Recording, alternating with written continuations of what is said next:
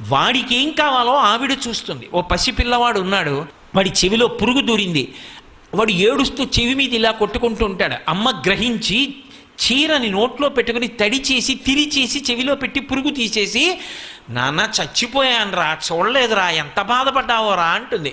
వాడు ఏమి నోరు విప్పి చెప్పక్కర్లేదు. మలమూత్రంబులతో మహాభయముతో మాతృస్తనాపేక్షతో చలమూర్ఖత్వముతో సదాభ్రమతతో చాంచల్య చిత్తంబుతో బరువైనట్టి కపజ్వరగ్రహ మహాబాల్యామయ శ్రేణితో కలనైనంతమ చింతలేక చెడితిన్ కామ్యార్థినై శంకర అంటారు.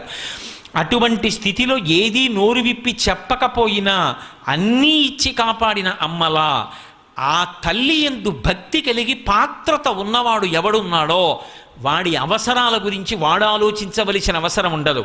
వాడి అవసరం గురించి అమ్మవారు ఆలోచించుకుంటుంటుంది. వాడు నా కొరకు రక్షింపవలయువాడు అన్నారు శ్రీ మహావిష్ణువు అష్టమస్కంధంలో భాగవతంలో.